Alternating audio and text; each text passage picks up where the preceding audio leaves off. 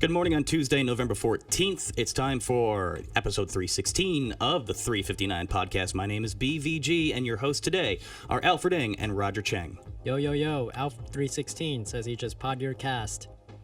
Morning. I have no idea what you just said. I don't know. Is that millennial speak? That's from Stone Cold Steve Austin. Is that millennial Austin speak? 316. Oh, yeah. You know, it's funny. I was a WWE fan, and I just completely missed that reference. I was just so floored by Just break the the glass unusual now. introduction. I know. He's also wearing cutoffs. There are jean shorts, by the way. You can't really tell behind the desk. But that's Throw me how, a beer. That is how dedicated he is to Stone Cold Steve Austin. All right, so we're going to be talking about a couple things. There were some reports out yesterday, and I guess today as well, about Face ID potentially getting fooled, either by mask or your sibling or son. We'll be talking about the LG V30. CNET's got its official review on it, and it's surprisingly a worthy rival to Samsung's best and brightest. And lastly, we'll be talking about Firefox 57, also known as Firefox Quantum, and why you might want to give it a shot as a browser. I'll give it a shot. Yeah, we'll see. As always, if you have any questions about these topics, leave them in the comment section. Brian will pick out the best, and we will try to answer them in 3 minutes and 59 seconds. From 3, 2...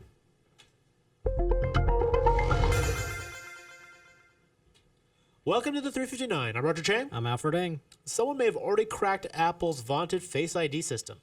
A Vietnamese security software company claims to have created a mask that was able to unlock the iPhone X's facial recognition lock. Alfred, you dug into the story, and you end up with more questions than answers. I mean, is this something we need to be worried about? No, I don't think so. I'm very skeptical of it. So there's a few caveats to this. So they didn't really show their process of it. So we don't really know what was registered on the phone to begin with. Right. And then an article from Reuters today from a reporter in Vietnam that visited the company, they explained that it takes about 9 hours to make the mask, just adjustments to the mask. It takes about a week to make the mask itself. Wow. And then 9 hours to make adjustments to it. And if you, according to Apple's white paper, if you don't unlock the phone without Face ID to begin with for at least 4 hours, then you have to use a password. Right. So it kind of destroys the whole purpose of it anyway. So there's really no point to their whole, we made this mask that takes 9 hours, but you only have about 4 hours to use Face ID on it. Right. So, I mean, a thief would basically have to steal your phone, Already and have a mask ready Yeah. of you, and they'd also have to have your facial dimensions because it's Right. The infrared sensor actually. to make the Right. mask. And I think a lot of people who read the article basically made this point where if somebody went to all that trouble to steal my phone and scan my face and make a mold out of it, they probably they can probably do a lot more than just steal my phone for that.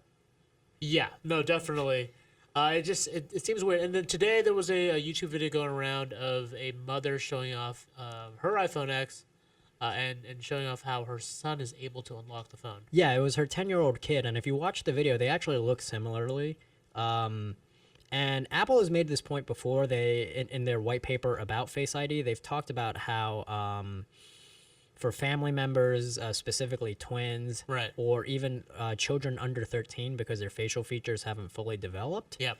the odds of it fooling Face ID are a lot higher. And the idea is, again, if you're inputting your password and you're kind of staring at the phone, it's learning. Yeah. It thinks that you're this Yeah. person, and it's starting to learning to accept you as as the original person, right? Yeah, so the way that Face ID is able to learn who, even when you put on glasses or when you have a scarf on or when you're growing a beard or anything Yep. like that, or when you get a haircut, is that every time you're unlocking it and you put your password in, Yep.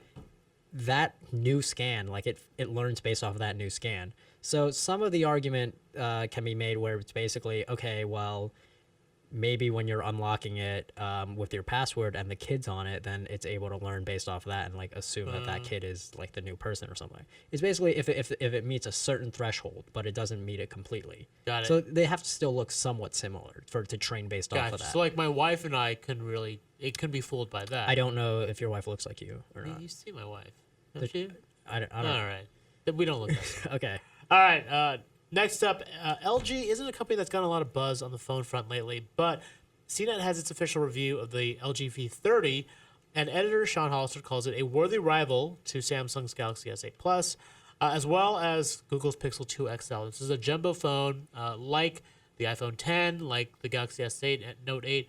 It has very slim bezels, big screen. I think it's a 6-inch display. It's a big phone. It's still a big phone, but it's packed in with a lot of the sort of latest features. Dual cameras on the front and the back. Very comparable.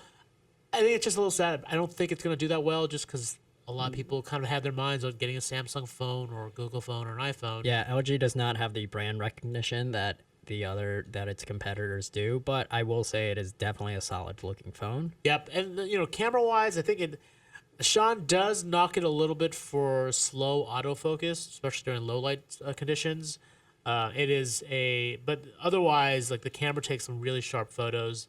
It's just not quite up to par with some of the others. And I'm also going to knock points off for also being $800 plus, because you know how cheap I am. Yeah, well, there is that. I mean, it is definitely part of the jumbo class of premium phones. Yep. All right, lastly, Firefox 57, also known as Quantum, promises a speedier browser. Our own Stephen Shanklin did a whole big profile a few months back on Firefox and its comeback. This is sort of the big comeback initiative for Firefox. Is this going to get you to try it out? I mean, I guess we'll have to find out, but I mean, one of their interesting points that they brought up is if you use Chrome, you know that it's like a serious battery drain. Yeah, oh yeah. And I think that's one of their points that they're trying to say, like, this isn't going to be like that. We're not going to take up that much of your bandwidth. Resources. Yeah, so we'll find out. I'm going to test it out. I mean, I think that alone might make it pretty attractive. It doesn't kill your battery. All right, for those stories and more, check us out on CNET. I'm Roger Cheng. I'm Alfred Ng. Thanks for listening. I think you really need to decide whether it's the iPhone 10 or the iPhone X, because you flip-flop back and forth. Part of me sort of wants to stick with X, but then I kind of self-correct every once in a while, and I don't know. Also, our timer was I was set to 3 hours and 59 minutes. I set 3 hours. I'm like, wow, that's we got a lot of time. I was looking at that, I was like, we've been talking for a long time. Why does it still say 3:59 on it? For the record, we have done 316 episodes of this, and they still can't do 4 minutes on the nose. Nope. We try, kind of. Actually, we don't even try. We probably could have. So I have a question. Yeah. Why does the new Firefox mascot logo thing look like Batman?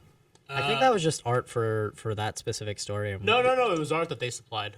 But for the original story, right? Yes. Yeah. Well, it's part about of rebuilding Firefox. It was part of Firefox's or Mozilla, the company behind Firefox, their campaign. But I don't think that's their new logo. I don't think their new logo is a Firefox No, it was Mecca. part of a big sort of. I think it was also part of an internal push to their own team. Like, yeah, exactly. Like, we're rebuilding Firefox from scratch. This is a brand new browser. It's faster. It's leaner. It's meaner. I do like that art though, because if you look closely in it, there's a small screen of Rick Astley. Rick Astley. This image is just a giant Rickroll. Yeah. That we actually Rickrolled just tens of thousands of readers. Did we Rickroll them? But because Firefox sent us the image, so wouldn't it they have Rickrolled us? Yes. In turn, too, we also Rickrolled This is like our readers. a Rickrollception. Yes. Rickrollception. We're like 3 degrees into it. It's pretty dead stuff.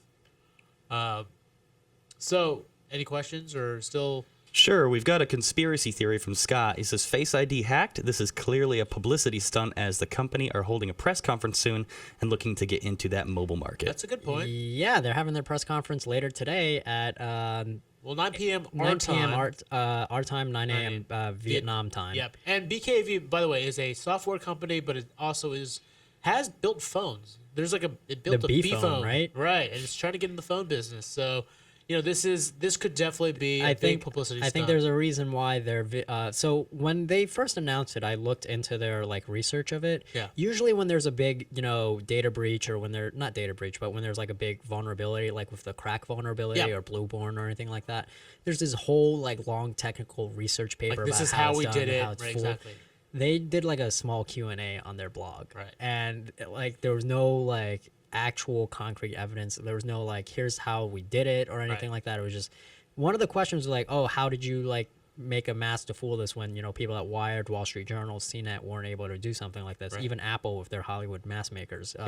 And they said, because we know the AI, and then they did a winky face. I'm like, oh, that's exactly legitimate. Yeah, I take that as a good explanation. Yeah, the winky face. adds so much context. And then I also think there's a reason why their demonstration was a minute-long video of this groundbreaking discovery where it's only a minute long, and it's like, oh look, it unlocked the mask and unlocked with me. We did it, like that. That was the whole thing. Yeah. Can you really? I mean, for the record, this is not hacking. No. We should not use the term hack. No. This is tricking or fooling.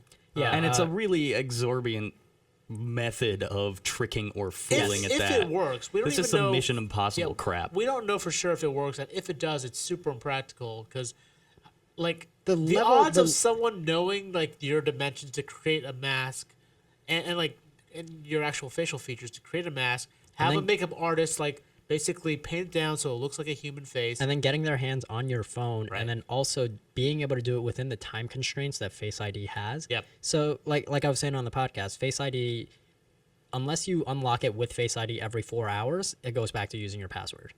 So if they made that mask and it was like after 4 hours long, like it's not gonna work. And if you only get 5 attempts too with Face IDs. After that, you have to type in a password.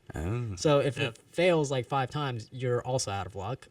If the phone's been just turned on for the first time, so if the battery is like dead, you also need to put in a password. There's so many things that like this makes no sense. It's completely ridiculous to think that this is like a plausible like attack method. They slightly outsmarted it for half a second. Yeah. Although I will say the other example, the YouTube video with The kid? with the kid, that is a bit more worrisome as a parent. I mean, my kid's not old enough to use a phone now, but if my kid is able to unlock my phone to start paying for things using Face ID I mean, that's the whole reason why we lock our phones from our kids is so they don't use it, they don't buy crap with it. If they can use Face ID, if that kid can use Face ID to make purchases or whatever, that's defeats the entire purpose Yeah, of it. there was a point where he mentioned in the LinkedIn article Yeah. that the kid's dad wrote, Yeah. like explaining how he found this and all this stuff. He was talking about like, yeah, he could get on the phone and buy himself ice cream if he wanted to, but he's a good boy, so he wouldn't do that. Well, okay. I mean, I don't know if I'd buy ice cream. That'd be the first thing. I'd probably buy like if I was a kid, I'd probably buy like Porn. Yeah. No, I was gonna say video games, but jeez, man, gotta make it all terrible. Also, how would you even buy ice cream online? I don't Like, know. I feel like it it'd melt by the comes. Yeah, time it gets to you. exactly. Just trying to think That's a about the terrible logic of that. example. But I mean, I relate to this a little bit because I look ice cream's better than porn, all right? So, I look exactly in like terms of an example, I look exactly like my dad though. So like this is a situation that I can relate to. right? Well, it's the thing of it is Yeah, but it's your like- dad would probably unlock your phone instead of you, like the other way around. No, I can trust that my dad wouldn't figure that out. Well, it's fine as long as you don't enter the passcode. Like the camera system doesn't read his face and learn that it's Yeah. it's No, but you. we've- It's older we- you. People have exploited the twin thing, and it's like, okay, yeah, that Yeah. kind of makes sense. But Yeah. simple genetics, where you I mean, have if a you relative look- where you're not identical to, but you're close enough. If you look at the video, I mean, the kid does look a lot like the mother. Like facial features Yeah, are they very look similar. a lot Yeah. alike. Yeah. but I mean, that shouldn't be enough, right? Apparently it is. Do we think we're going to see any kind of patch or software upgrade out of Apple sometime soon to defunct this? I don't know. I think as it learns more, it'll probably be able to pick up the differences much better. Like I remember when Touch ID first Yeah. came out, everyone was like, "Look, I tricked it so easily." And Yeah, you know, I think just like Touch ID, Face ID is going to get better over the years. I don't know if it's there's like a near-term fix required, but I think it's going to evolve and become more reliable over time. As anything, just like Yeah. as all the smart home voice Exactly. assistants, they learn. Yep. Oh, it's so creepy to say that out loud, though. Hey, here's a thought too. We talk about how Face ID works. Would something like a facial tattoo have any weight on that? Well, it would continue to learn based off of that. I But I don't mean, think that's you not have the to- kind of thing that you develop. That you Yeah, just you show so, up with it. So the thing is like you can type in It's your like a password. beard. You type in your password if like it doesn't recognize your face and if it meets a certain threshold. So like if I just get a scar, but like it recognizes like the rest of my face, like let's say it meets like a 75% threshold, like it would learn based off of that. I think it was like under, I don't know what the exact number is, but it has to meet a certain threshold for it to say like, yeah, that's probably the same person. Something else like probably just changed about him. So we're gonna like learn and based off of that. That would be interesting to learn a little bit more about how that Yeah. software does work. Yeah. But on your point about like your kid being able to unlock your phone, like if he looks like you or anything like that. I mean, Roger does have a baby face. That's it's been a really funny like pain point for adopting biometrics that I've seen. a lot lately. Like there was that story that I wrote like last Christmas, where some girl, like her mom was sleeping, so she put like her fingerprints on, and just ordered a bunch of like Pokemon stuff for her off of Amazon. Well, didn't Scott Stein here accidentally order an Xbox once? On his Apple Watch. Yeah. Oh my god. There was a story that came shucks. out of like they had to like land a Qatar Airways flight on Sunday or so because a girlfriend found out that her boyfriend was cheating on her while he was sleeping, because she put his fingerprints on the phone and like started reading through his text. Oh. So yeah, I mean that's a smart girlfriend, not a dumb phone. so there are some scenarios where it's basically like your password's probably like much more secure than your face or your Right. fingerprint. I or mean, anything I like that. often, now with my wife's iPhone, None of them are perfect. I put the phone up to her face. I'm like, all right, I need to use phone. Okay. All right. Here we go. Ben Fox Rubin in the chat. Where is Ben Fox Rubin today? I love that guy. Yeah, he's terrible. He's really awful. He's the worst. He's probably not even watching this. Probably not. Serious question from Josh Boyda. Does Apple give you an option like Smart Lock on Android where you can just push a button on the screen to lock the phone and block Face ID? They have the emergency SOS Yeah, button. yeah, So yeah. if you tap the power button 5 times really fast, then you have to use a password in. I think that was a way to get people. It's like if cops pull you Yeah, over, right? Demand they your don't. phone. Apple doesn't like flat out say that. They Right. don't say, "Hey, here's a feature that we did to block police." But Yeah. But that's kind of pretty what it's much for. Yeah. 5 times. Is that a lot? I feel like that's, I don't know. Someone's coming, you're like, oh God, 1, 2, 3, I 4, think 5. you'll be fine. All right. I wonder how this is going to affect further. We hear a lot about, even recently, court cases where smart devices have been involved and are technically witnesses, and Yeah. how that's Oh, yeah. going to weigh in with the encryption, and if Face ID is going to provide another obstacle to this. Or, I mean, you can get around it just like anything else, though. Yeah, biometrics are not as protected as your password is by the law. So there was a court case. There's been several court cases where they've said we can force you to put your fingerprints to unlock your phone. Whereas so, it's interesting, it's like your password is, it's like, because it's something in your mind. It's Like, protected they can't, speech, yeah, right? It's the Fifth Amendment where you can't Right. self-incriminate with your Yeah. password, because Yeah. that's like knowledge. Like that's something you can keep like to yourself. but they can pull But your face finger. and your fingerprint, that's not like Yeah. that's because by the same logic, when you're arrested, they can take your mugshot and they can also Yeah. ask you to put your fingerprints in. It's kind of the same logic where it's like, okay, if we can legally ask you to do that, we can definitely ask you to unlock your phone the same way. Yeah. Question about setting a password from Scott. Can you set passwords with letters instead of numbers on the iPhone 10, like on previous phones? That's an think interesting so. thought. I've actually never not used numbers myself. I think so. If you were able to use it in past iPhones, yeah. To say they haven't I updated don't- that interface. Yeah, I don't know. I've never used Yeah, letters. I always I've use always used numbers. numbers. I didn't- Mine's 1, 2, 3, 4. I by the didn't way. know you could use letters. I think you can. Apparently you can, because Scott's done it. Yeah, all right. Thanks, Scott, for educating us on the use of passwords. Ben is still in the chat. I think I can go find him. Do we want? No, we don't want Ben in here. Get out, Ben. Yeah. No Ben. This is a no Ben zone. Just ban him from the chat. Ban Fox Rubin. So we've only got a few minutes left, and we haven't talked anymore about the V30. I myself am sporting a V10 right now, and Yeah. I've actually quite enjoyed it. I'm interested in this phone. I want to learn more from Mr. Hollister. But could you guys maybe expand what we were talking about earlier with the camera regarding the lenses? Oh I yeah, guess I so used dual lens. it Before uses, the show. It has a dual lens setup both in the front and the back, and unlike iPhones and unlike the Samsung phones, which have zoom lenses, this is more super wide angle and like a regular camera lens. And so you could do like large, I guess, kind of panoramic shots versus more standard shots. Sean says the photos are great. They come out crisp. They come out clear. They look great on the POLED display. But in terms of in low light settings, in certain cases, its autofocus is a little bit slower than your iPhone. I thought or the dual Galaxy lens would S8. help fix that. No, because it's still operating off. It's not using both lenses at the same time. That's frustrating. Yeah. So Trying to see dark photos. It's a great camera. It's just not quite as good or as polished as the ones you get from, say, Pixel or iPhone 10 or even the Samsung S8. It's a shame that they don't offer more size options, like with iPhones, like with Give me a tiny phone, everybody else, man. because like that's my biggest gripe about this V10 is it's uncomfortably large. Yeah. And this one is just as large. Yeah. I mean, that's, this is not. I mean, Sean kind of compares it to the Galaxy S8 or S8 Plus. I mean, The other comparison to me would be the Note 8. It's kind of similar in size. I mean, there's no stylus, but that's sort of where they're going. Maybe That's the sort of phone. analogous to Maybe that. the phone is so big that in the promo image, that's not them trying to show the phone out of the pocket. That's literally just how large it is that it won't fit in the pocket. Like go to like the article. Bringing it up. It's one of the photos where it's like they're pulling it out of the pocket. Let's see. Bonus, you get to see an adorable photo of Sean's daughter. Yay! So Hey, I'm still looking for it. You guys gonna have to vamp. It's on our front page if you just go to cnet.com. What's that website again? CNET. CNET Like so that photo. I'm like, Oh, okay. maybe the Right- phone. right maybe, there. Maybe the phone is actually just so that's big. how big. That's how long it is. It won't go in. It's actually further. all the way in the Yeah, pocket. it's already in all the way. Yep. That is how I feel when I walk around with the S7 in my pocket. I hate carrying this in my pocket because like every time I bend over, it like stabs like my abdomens or So something. don't bend over. Oh, I'm sorry.